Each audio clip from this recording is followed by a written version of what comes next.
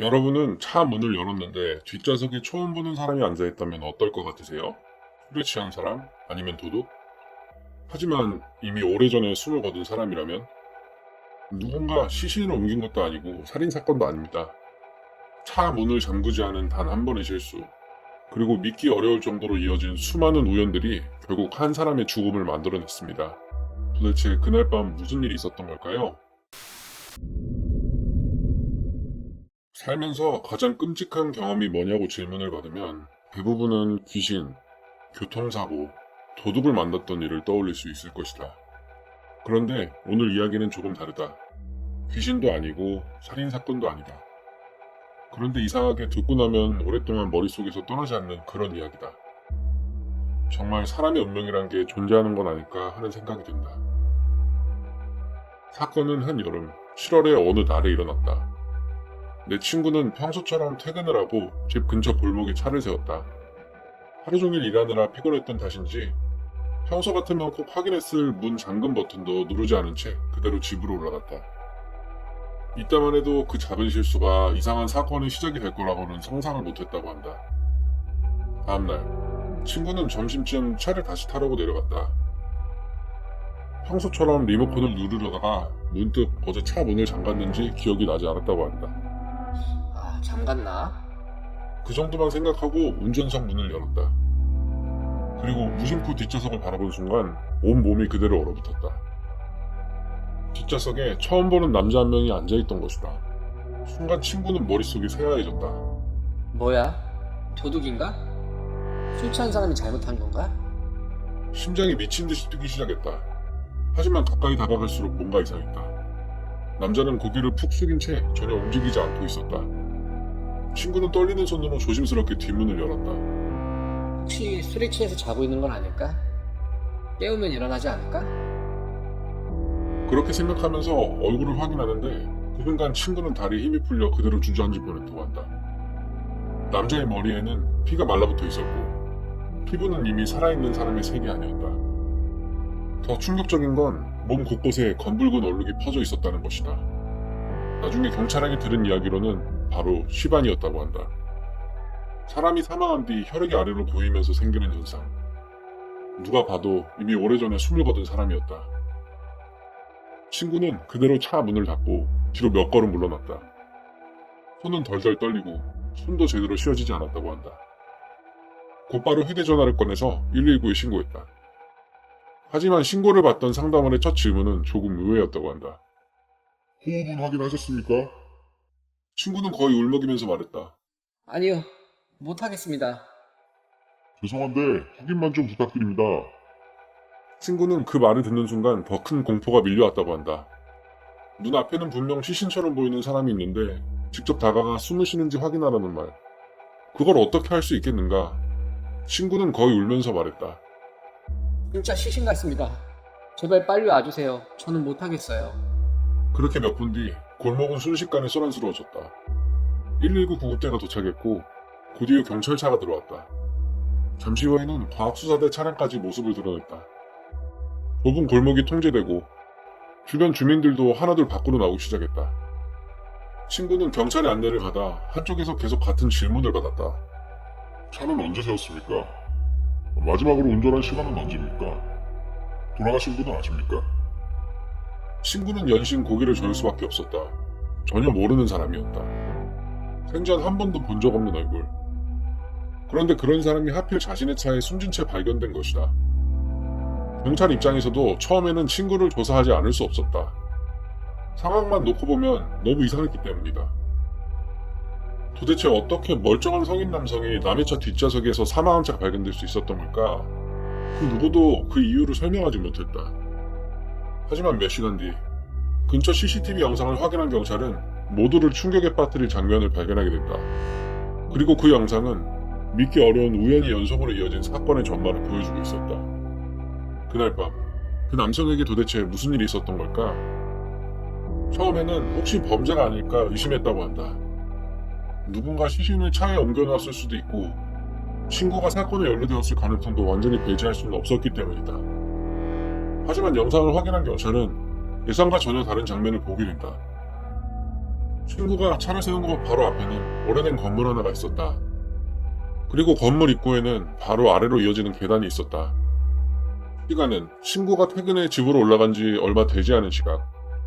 영상 속에는 한 남성이 비틀거리면서 계단으로 내려오는 모습이 찍혀 있었다. 걸음은 불안정했고 난간을 붙잡았다 놓기를 반복했다. 나중에 확인된 바로는 평소 정신질환이 있었고 그날은 술도 상당히 많이 마신 날이었다고 한다.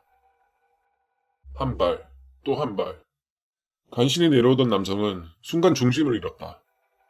몸이 앞으로 크게 기울더니 그대로 계단 아래로 굴러떨어지기 시작했다. 머리가 계단 모서리에 부딪히고 몸이 몇 번이나 튕겨나갔다. 그런데 그 다음 장면이 너무 기묘했다. 굴러떨어지던 남성이 본능적으로 무언가를 잡으려 손을 뻗은 것이다. 그리고 손이 닿은 곳이 하필이면 친구 차의 뒷문 손잡이였다. 철컥. 잠기지 않았던 문이 그대로 열린 것이다. 중심을 잃은 남성의 몸은 열린 문 안쪽으로 그대로 쏠렸다. 마치 누군가 밀어넣기라도 한 것처럼 상체가 먼저 뒷좌석 안으로 들어갔다. 하반신도 그대로 따라 들어가면서 남성은 엉거주춤한 자세로 차 안에 걸친 채 움직이지 않았다. 친구가 전날 문만 잠갔더라면 일어나지 않았을 일. 하지만 그날은 하필 문이 열려 있었다. 그리고 불행은 거기서 끝나지 않았다. 남성은 아직 숨이 붙어 있었던 것으로 추정된다고 한다. 계단에서 머리를 크게 부딪히긴 했지만 직사한 것은 아니었던 것이다. 차 문은 활짝 열린 상태였고 누군가 발견만 했다면 도움을 받았을 수 있을지도 모른다. 하지만 얼마 지나지 않아 또 하나의 우연이 이어진다. 골목을 지나던 택시 한 대. 기사는 열린 차 문을 발견하고 잠시 차를 세웠다고 한다. 처음에는 누가 짐을 내리다 문을 닫지 않고 간 줄 알았던 것이다. 차 안은 어두웠고 남성의 몸은 뒷좌석에 깊숙이 기대어 있었다. 밖에서는 사람이 있는지조차 쉽게 알아보기 어려운 자세였다. 기사는 별 다른 의심 없이 열려있던 뒷문을 밀어 닫고 그대로 자리를 떠났다. 철컥. 문이 닫히는 소리와 함께 남성은 완전히 차 안에서 갇히게 된다. 만약 그 기사가 조금만 더 안을 들여다봤더라면, 조금만 더 이상하다고 생각했더라면, 혹은 경찰에 신고라도 했더라면 결과는 달라졌을지도 모른다. 하지만 당시에는 그 누구도 차 안에 사람이 있을 거라고는 상상하지 못했다. 그렇게 골목은 다시 조용해졌다. 문이 닫힌 차 안. 밖에서는 아무 일도 없었던 것처럼 시간만 흘렀다. 그리고 그날은 무더운 한여름이었다. 폭염 속에서 주차된 차량의 내부 온도는 순식간에 치솟기 시작했다. 차 안에 갇힌 남성은 결국 그 상태로 밤을 넘기지 못했다. 누군가 발견했더라면, 단 한 번만이라도 차 안을 들여다봤더라면, 수많은 만약이 남아있지만 현실은 그러지 못했다. 그리고 다음날 아무것도 모른 채 출근하려던 친구가 운전석 문을 열면서 그 모든 사건은 세상에 알려지게 된다. CCTV를 모두 확인한 경찰은 결국 친구를 용의선상에서 제외했다. 차 안에서 발견된 남성은 누군가에 의해서 옮겨진 게 아니었다. 계단에서 실족한 뒤 우연히 겹치고 또 겹치면서 스스로 차 안으로 들어가게 된 것이었다. 사건은 결국 사고사로 결론이 난 것이다. 하지만 친구에게는 그 결론이 큰 위로가 되지는 못했다고 한다. 며칠 동안 경찰 조사를 받았고 과학수사대 감식도 끝났지만 정작 머릿속에서는 그날 차 문을 열던 순간이 계속 떠올랐다고 한다. 운전석 문을 열고 무심코 뒤를 돌아봤던 순간, 그리고 처음 보는 남성과 눈이 마주칠 뻔했던 그 장면. 아무리 시간이 지나도 잊혀지지 않는다고 한다. 더 기분이 이상했던 건 사건을 처음부터 끝까지 되짚어 볼수록 너무 많은 우연이 한 줄로 이어져 있다는 점이었다. 친구가 그날 평소처럼 문을 잠갔더라면 남성은 차 문을 열지 못했을 것이다. 남성이 술을 마시지 않았더라면 계단에서 중심을 잃지 않았을 것이다. 계단에서 굴러떨어질 때 손을 다른 곳에 짚었더라면 친구 차가 아니라 바닥에서 발견됐을지도 모른다. 지나가던 택시가 차 문을 닫지 않았더라면 누군가 더 빨리 이상함을 눈치채고 신고했을 가능성이 있다. 그리고 친구가 평소보다 조금 일찍 차를 타려 내려왔더라면 결과는 또 달라졌을지도 모른다. 수없이 많은 우연.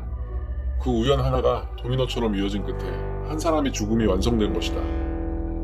친구는 한동안 그 차를 운전하지 못했다고 한다. 문을 열 때마다 혹시 또 누군가가 있는 건 아닐까? 백미러로 볼 때마다 뒷좌석이 먼저 신경 쓰였다고 한다. 결국 실내 전체를 전문 업체에 맡겨 청소했고 시신이 있었던 뒷좌석 시트는 새것으로 교체했다고 한다. 주변에서는 차를 바꾸라는 말도 많이 했다. 하지만 친구는 의외의 선택을 했다. 차 잘못은 아니잖아. 그 한마디와 함께 지금도 그 차를 그대로 타고 다닌다고 한다. 물론 시간이 꽤 흘렀지만 지금도 차 문을 열기 전에는 반드시 뒷좌석부터 확인하는 습관이 생겼다고 한다. 이 이야기를 들으면서 나는 영화 파이널 데스티네이션이 떠올랐다. 거창한 저주도 없었고 누군가 악의도 없었다. 단지 너무 많은 우연이 한순간에 겹쳐져 버렸을 뿐이다. 사람은 흔히 운명이 정해져 있다고 말한다. 하지만 어쩌면 운명이란 건 평범한 선택들이 예상하지 못한 결과를 만들어내는 것일지도 모른다. 이 이야기에는 초자연적인 존재가 단 하나도 등장하지 않는다. 오직 현실에서 충분히 일어날 법한 우연들만 차례대로 이어졌을 뿐이다.